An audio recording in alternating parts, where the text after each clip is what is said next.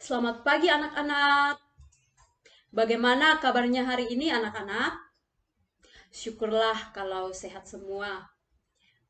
Sebelum kita memulai pelajaran pada hari ini, saya meminta salah satu siswa untuk memimpin kita di dalam doa.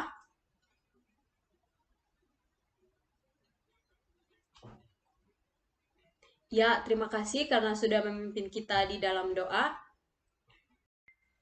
Berapa orang yang tidak hadir pada pertemuan kali ini anak-anak?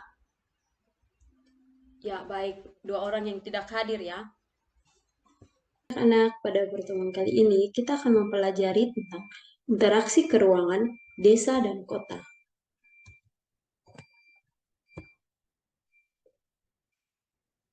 Nah, di sini yang pertama kita akan mempelajari tentang struktur keruangan serta perkembangan desa dan kota. Nah, di sini Ibu akan menanyakan apakah ada yang mengetahui apa itu pengertian desa? Ya, silakan menjawab.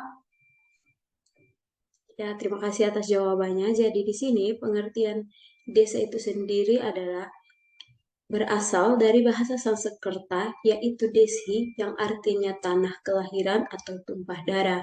Nah, di sini juga ada menurut Erwin Tarto, desa merupakan hasil perwujudan geografis yang ditimbulkan oleh unsur-unsur fisiografis, sosial, ekonomi, politik, dan kultur yang terdapat di suatu daerah serta memiliki hubungan timbal balik dengan daerah lainnya. Setelah itu ada unsur-unsur desa. Nah, unsur-unsur desa di sini yang pertama ada unsur penduduk. Nah, penduduk yang dimaksud adalah penduduk yang memiliki kualitas dan kuantitasnya. Yang kedua ada perilaku. Itu meliputi pola dan tata kehidupan atau kelakuan, tata pergaulan masyarakat desa, adat istiadat, norma-norma yang berlaku di daerah tersebut.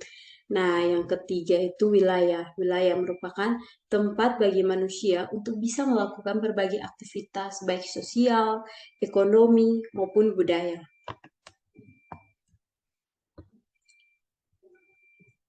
Nah, anak-anak, di sini apakah ini anak-anak sudah mengetahui apa saja ciri-ciri desa? Nah, ciri-ciri desa itu sangat beragam. Nah, di sini ada menurut Sorjono Suekanto, berikut ini ciri-ciri wilayah perdesaan itu yang pertama, proses sosialnya itu berjalan lambat. Nah, yang kedua itu sifat gotong royong itu masih kuat. Nah, di desa itu juga itu memiliki sifat gotong royong itu yang masih sangat kuat. Yang ketiga, tingkat pendidikannya itu relatif rendah. Yang keempat, golongan orang-orang tua kampung umumnya memegang peran penting. Yang kelima, masyarakat memiliki hubungan kekerabatan yang berasal dari satu keturunan. Yang ketujuh, corak kehidupannya bersifat paguyuban. Dan yang kedelapan, struktur ekonominya agraris. Nah, di sini agraris itu maksudnya sebagian besar penduduknya itu ini mencari mata pencahariannya itu dalam bidang pertanian atau nelayan. Yang kesembilan itu cara bertaninya itu sebagian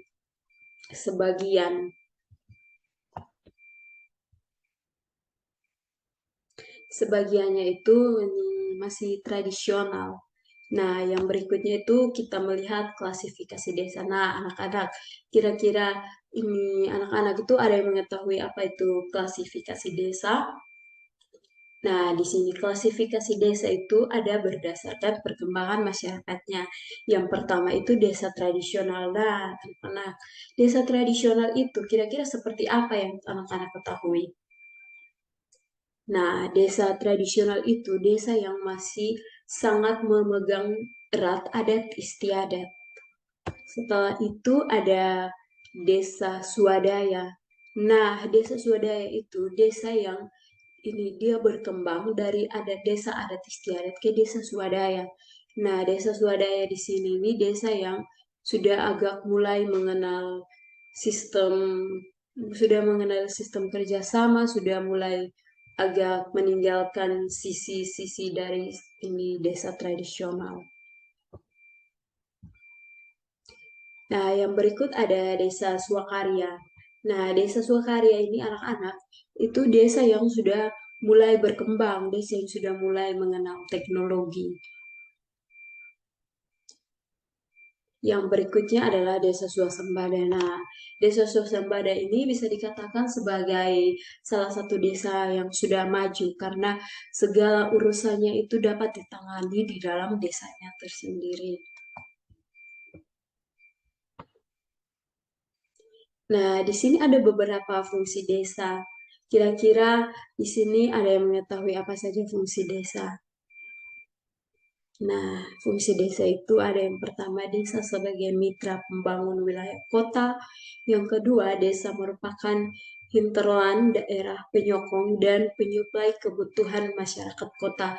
Seperti di desa itu mereka ini sebagai penyuplai sayur untuk ini masyarakat yang ada di kota. Yang ketiga itu desa sebagai sumber bahan mentah bagi kota.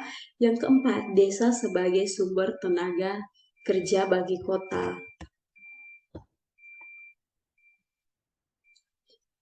Nah, setelah kita mempelajari ini struktur keuangan desa, maka kita akan masuk pada struktur keuangan kota. Nah, kira-kira ada yang mengetahui apa itu struktur pengertian dari ini kota itu sendiri? Iya, baik. Ada di sini ada pengertian ini kota menurut Erwin Tarto. Kota adalah suatu bentang budaya yang ditimbulkan oleh unsur-unsur alami dan non-alami dengan gejala pemusatan penduduk yang cukup besar. Corak kehidupannya masih lebih heterogen dan materialistik dibandingkan dengan daerah di sekitarnya. Nah, jadi di sini anak-anak sudah paham apa itu pengertian dari desa itu sendiri ya. Selanjutnya kita melihat ini ciri-ciri dari kota itu sendiri. Nah, ciri-ciri dari kota itu sendiri itu ada yang masyarakatnya itu bersifat heterogen. Nah, masyarakat yang bersifat heterogen itu maksudnya masyarakat yang sangat beragam. Seperti di dalam kota itu masyarakat ada yang dari berbagai jenis suku, budaya, dan ras. Yang kedua ada mata pencahariannya sebagian non-agraris. Dan yang ketiga bersifat individualistis dan materialistis.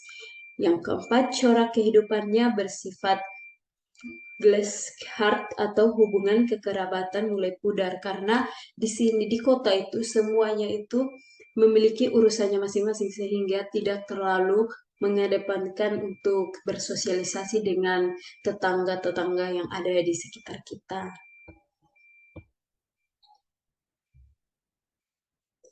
Nah, di sini ada klasifikasi kota berdasarkan tingkat perkembangan. Yang pertama adalah tingkat eopolis, yaitu daerah suatu desa yang telah berkembang dan telah menuju ke ciri-ciri kehidupan perkotaan atau berkembang menjadi kota baru. Yang kedua, tingkat polis, yaitu yang masih memiliki ciri-ciri atau sifat agraris. Sebagian besar kota-kota di Indonesia masih pada tahap ini. Yang ketiga, tingkat metropolis, yaitu kota besar yang perekonomiannya itu sudah mengarah ke sektor industri seperti Jakarta, Medan, Bandung, dan Surabaya. Yang keempat, ada tingkat megapolis, yaitu wilayah perkotaan yang terdiri atas beberapa kota metropolis. Dalam beberapa hal, kota ini telah menunjukkan beberapa penurunan kualitas mendekati kemunduran. Contohnya Bosworth atau jalur Boston, Washington, dan San jalur Diego San Francisco. Yang kelima ada tingkat Trianopolis, yaitu kota yang kehidupannya sudah penuh dengan kemacetan lalu lintas, tingkat kriminalitas yang tinggi, dan penurunan pelayanan umum. Yang keenam ada tingkat nekropolis, yaitu suatu kota yang berkembang menuju kehancuran atau keruntuhan. Contohnya peradaban Romawi, Babilonia, Harappa, dan Aztec Maya.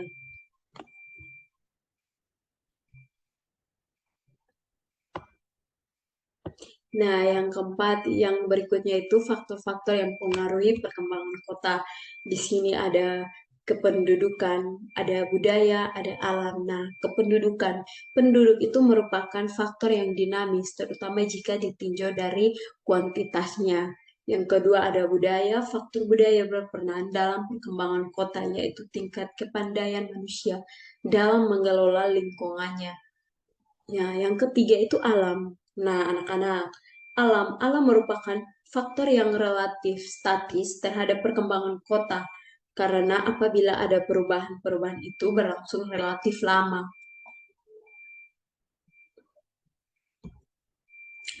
Nah, anak-anak, sekian penjelasan kita hari ini. Jika ada anak-anak yang tidak paham, boleh ditanyakan. Jika tidak ada yang ingin bertanya, sudah penjelasan hari ini sudah jelas, maka Ibu akan menutup sesi pembelajaran kita pada hari ini. Kita akan berjumpa lagi di pertemuan minggu depan. Ya, baik anak-anak, sekian pembelajaran kita pada hari ini. Ibu harap kita semua mampu memahami apa yang telah kita pelajari pada pertemuan hari ini dan kita akan bertemu lagi di pertemuan berikutnya.